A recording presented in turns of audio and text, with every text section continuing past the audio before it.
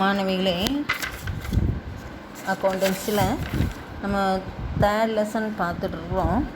இந்த தேர்ட் லெசனில் நம்மளுடைய பாட பகுதியாக நம்ம படித்த பாடங்களை ஒரு நிமிஷம் ஞாபகப்படுத்துவோம். சரியா?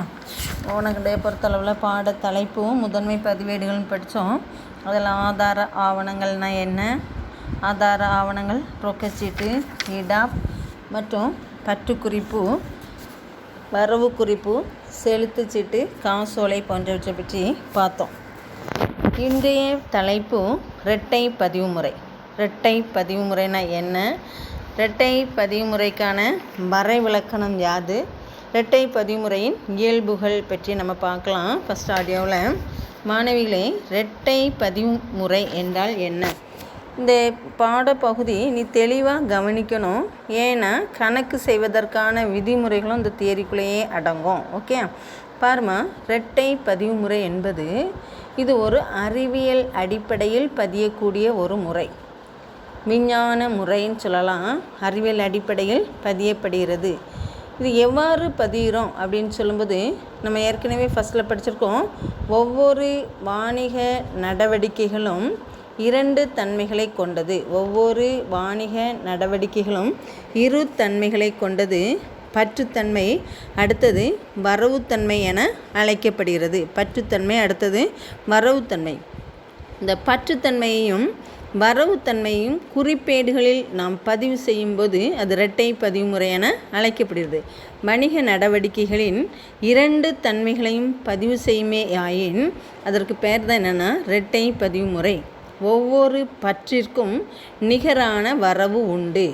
ஒவ்வொரு பற்றிற்கும் நிகரான வரவு உண்டு. ஒவ்வொரு பற்றிற்கும் நிகரான வரவு உண்டுன்னு சொல்லுவோம்.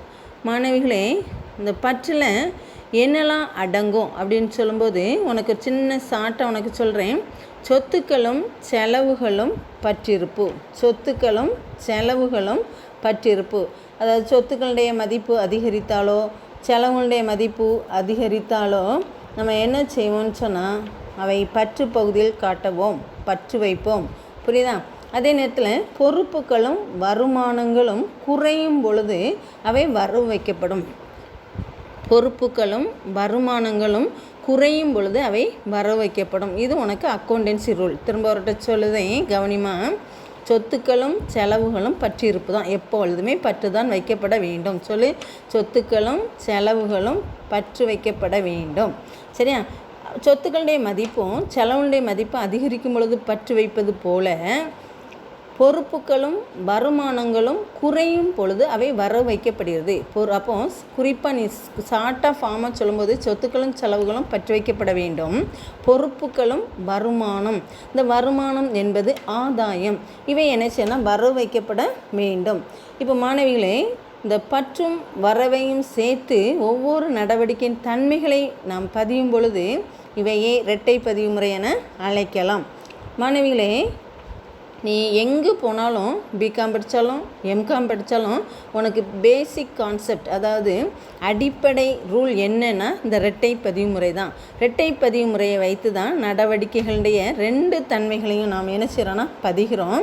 மாணவிகளே, இதனால் காலேஜில் போனேன்னு சொன்னால் பற்று அப்படின்னு படிக்கிறத நீ என்ன செய்யணும்னு சொன்னால் டெபிட்னு சொல்லி கொடுப்போம். இதை இன்னும் சொல்லப்போனால் ஷார்ட்டாக டெட்டார், பேன் போடுறதுக்கு பதிலாக டிஆர்னு போடுவோம். மனைவிலே ஒரு நிமிஷம் உன்னுடைய பேஜ் நம்பர் 36 எடுத்துக்க. பேஜ் நம்பர் 36ல் உங்களுக்கு தெரியுமான்னு ஒரு கொஸ்டின் கொடுத்துருப்பாங்க. இது நீ படிக்கணும்னு இல்லை, கட்டாயம் ஆனால் தெரிஞ்சு வச்சுருக்கணும். ஏன்னா கணக்கு செய்யக்கூடிய ஒரு முறையை குறித்து விளக்கம் கொடுக்கப்பட்டிருக்காங்க.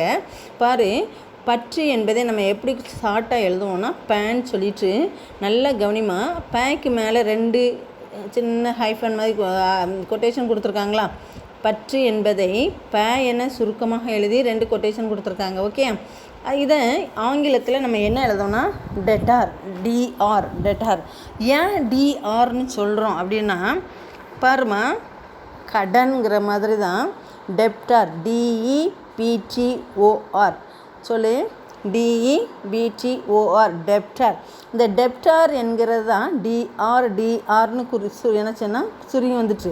இதுக்கும் என்ன காரணம், அப்படின்னு சொல்லும்போது லாஸ்ட் லைனில் நம்ம பாருமா டெபிட்னு சொல்கிறதுல இருந்து ஆங்கில எழுத்தான கடைசியில் உள்ள ஆர் இல்லாமல் போகுது. காரணம் என்னென்னா இத்தாலிய மற்றும் லத்தீன் சொல்லிலுள்ள ஆர் இணைந்து டெட்டார், புரியுதா, டெட்டார்னு மாறுது.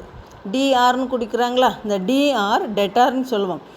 இப்போ சப்போஸ் பார்த்தேன்னு சொன்னால் asset account debtor to asset account, சொத்து கணக்கு பற்றுன்னு சொல்கிறத இங்கிலீஷில் எப்படி சொல்லுவோம்னா அசட் அக்கௌண்ட் டெட்டார் அப்படின்னு சொல்லுவோம். இந்த அசட் அக்கௌண்ட் டெட்டார்னு சொல்கிறது எந்த மொழினா லத்தீன் சொல்லிலிருந்து வந்தது, புரியுதா. அப்போ இந்த டிஆர் என்பது டெட்டார், ஆனால் ஆக்சுவலாக அதனுடைய வேர்டுடைய விளக்கம் என்ன, டெப்டார் தான். DEBTOR டெப்டார், கடனாளிங்கிற மாதிரி தான். கடன் பற்று வைக்கிறோம், இந்த மாதிரி தான். இந்த பற்று டெபிட் புரியுதா, டெபிட் DEBIT டெபிட்டுங்கிறது தான் நாளடைவில் அக்கௌண்டன்சி ரூலாக சுருக்கி அவை டிஆர் என ஆங்கிலத்தில் எழுதப்படுகிறது. மாணவிகளே, அடுத்ததாக உன்னுடைய புக்கில் 2 பேர் வரைவிலக்கணம் கொடுத்துருப்பாங்க, முன்ரோ மற்றும் பால்மர். முன்ரோ மற்றும் பால்மர் என்பவரும் ஜேஆர் பேட்லிபாய் என்பவரும் வரைவிலக்கணம் கொடுத்துருக்காங்க. நீ மனப்பாடம் பண்ணி படிக்க வேண்டிய வரைவிலக்கணம் ஜேஆர் பேட்லிபாய். மாணவிகளே, இந்த முன்ரோ என்ன மற்றும் பால்மர் என்ன சொல்கிறாங்க பாரு. ஒவ்வொரு நடவடிக்கையும் பணம் அல்லது பண மதிப்பு சம்பந்தப்பட்ட 2 தன்மைகளை கொண்டுள்ளன, புரியுதா. பணம் அல்லது பண மதிப்பு கொண்ட 2 தன்மை கொண்டிருக்கும். ஒன்று பெறுதல் தன்மை, அதே நேரத்தில் இன்னொன்று செலுத்தல் தன்மை. நல்லா தெரிஞ்சுக்க, ஒன்று பெறுதல் தன்மை, அடுத்தது என்னென்னா செலுத்தல் தன்மை. இந்த நடவடிக்கையில் உள்ள இந்த 2 தன்மைகளையுமே கணக்கெடுக்குள்ள பதியக்கூடிய ஒன்று தான் இரட்டை பதிவுமுறை. நல்லா தெரிஞ்சுக்கமா, திரும்ப ஒருட்ட சொல்கிறேன். பேட்லிபாய் என்பவர் என்ன சொல்கிறாங்கன்னா, நடவடிக்கையில் 2 தன்மை உண்டுன்னு சொல்கிறோம். அதாவது ஒன்று பற்றுத்தன்மை, மற்றது வரவுத்தன்மைன்னு சொல்கிறத இவங்க இன்னும் சுருக்கமாக எப்படி சொல்கிறாங்க பாரு. பலன் என்ன சொல்கிறாங்க பாரு, பலன் பெறக்கூடிய தன்மைகள், அதாவது செலுத்தல் தன்மை மற்றும் பெறுதல் தன்மை. பெறுதல் தன்மை பலன் பெறும் தன்மை. நல்லா தெரிஞ்சுக்க, பெறுதல் தன்மையை இன்னும் எப்படி சொல்லலாம்னா பலன் பெறும் தன்மை என அழைக்கலாம். செலுத்தல் தன்மையை பலன் தரும் தன்மை என அழைக்கலாம். எனவே இந்த பெறுதல் தன்மையும் செலுத்தல் தன்மையும் பதியக்கூடிய ஒரு முறை இரட்டை பதிவுமுறை என யார் சொல்கிறான்னா பால்மர் என்பவர் சொல்கிறார். புரியுதாம்மா. பால்மர் என்பவர் என்ன சொல்கிறான்னா, நடவடிக்கையில் பணம் மற்றும் பணம் சார்ந்த நடவடிக்கையில் சம்மந்தப்பட்ட 2 தன்மையான கணக்கு சொல்கிறோம். என்ன சொல்கிறோம் பாரு, பணம் செலுத்துகிறோம் இல்லையா. இந்த பணம் செலுத்தும்போது பணம் செலுத்தும் தன்மை, அடுத்து பணம் பெறக்கூடிய ஒரு தன்மைன்னு சொல்கிறோம். எனவே பெருந்தன்மையும் செலுத்தல் தன்மையும் நடவடிக்கையில் பதியும் பொழுது அது இரட்டை பதிவுமுறை என முன்ரோ மற்றும் பால்மர் அவர்கள் சொல்கிறாங்க. பேட்லிபாய் அவர்கள் என்ன சொல்கிறாங்க பாரு, 2 தன்மையான விளைவுகளை கொண்டிருக்கன. இந்த 2 தன்மை எதிர் திசை. ஏன் எதிர் திசைன்னா, ஒன்று பற்றுனா அடுத்தது வரவு. வரவுன்னு சொல்கிறோம். பற்று கணக்கிற்கு மாற்றாக கட்டாயம் ஒரு வரவு கணக்கு ஒன்று வைக்கப்பட்டுள்ளது. இப்போ இந்த 2னுடைய விதமான விளைவுகளையும் பதிவு செய்கிற காரணத்தினால் இது இரட்டை பதிவுமுறை என அழைக்கப்படுகிறது. மாணவிகளே, ஒவ்வொரு நடவடிக்கையிலும் எத்தனை தன்மைன்னு சொல்லியிருக்கிறோம், 2 தன்மைகள் உண்டு. இந்த 2 தன்மையில் 2 கணக்கில் உள்ளது எதிர் திசை. ஏன்னு கேட்டேன்னா பற்றுக்கு ஆப்போசிட் வரவு அப்படின்னு சொல்கிறோம். எனவே இந்த பற்றும் வரவையும் நடவடிக்கையில் உள்ள 2 விளைவையும் பதிவு செய்யக்கூடிய ஒரு முறை இரட்டை பதிவுமுறை என பேட்லிபாய் சொல்லியிருக்கிறாங்க. மாணவிகளை இதை நீ தரோவாக மனப்பாடம் பண்ணி படி. ஓகே, நான் உன்னை 2ம் படின்னு சொல்லி கட்டாயப்படுத்தலை. பேட்லிபாய் என்பவருடைய வரவிலக்கணத்தை மட்டும் மனப்பாடம் பண்ணி படி.